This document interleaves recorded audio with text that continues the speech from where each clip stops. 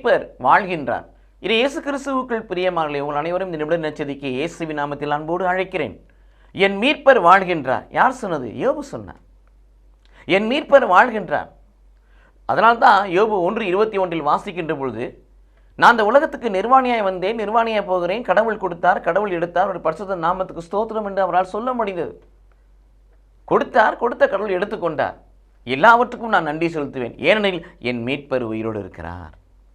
2:10 வாசிக்கின்ற பொழுது, யோபு 2:10 வாசிக்கின்ற பொழுது தன் மனிதத்தில் சொல்லுவார், கடவுளுடைய கரங்களில் தீமைகள் நன்மைகள் பெற்றுக்கொள்ளலாம், என் தீமைகள் பெற்றுக்கொள்ளக்கூடாதா என்று சொல்லுகிறார்.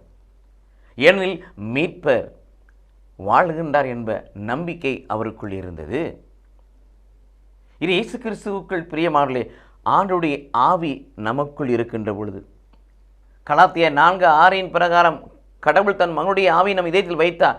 பரிசுத்த ஆவியை நம் இதயத்தில் வைக்கின்ற பொழுது, ஆணுடைய சரீரத்தையும் இரத்தையும் திருப்பலியிலே, ஆணுடைய சரீரத்தையும் இரத்தத்தையும் திருப்பலியிலே ஆன்மீக உணவாக, ஆன்மீக பானமாக உட்கொள்ளுகின்ற பொழுது,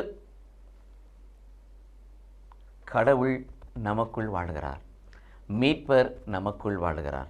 அப்படி அபிஷேகம் நிரப்புகின்ற பொழுது மீட்பர் நமக்குள் வாழ்கின்றார். அப்பொழுதுதான் நீங்கள் நானும் சொல்ல முடியும், கலாத்தியர் 2:20 பவுலடியார் சொல்வது போல, வாழ்வது நான் அல்ல, இயேசு என்னில் வாழ்கிறார். இப்போ யோபு பெற்றுக்கொண்ட அந்த அனுபவம், பவுலடியார் பெற்றுக்கொண்ட அனுபவம் நமக்குள் இருக்கும் என்று சொன்னால், தூய ஆவி பெற்றுக்கொண்டு, என்னுடைய வார்த்தையை பெற்றுக்கொண்டு, கடவுளுடைய சரீரத்தையும் இரத்தத்தையும் உணவாக உட்கொண்டு வாழுகிற அனுபவம் நமக்குள் இருக்கும் என்று சொன்னால், அந்த அனுபவத்தில் நாம் நிலைத்திருப்போம் என்று சொன்னால், நம் மீட்பர் நமக்குள்ளும் வாழ்கிறார்.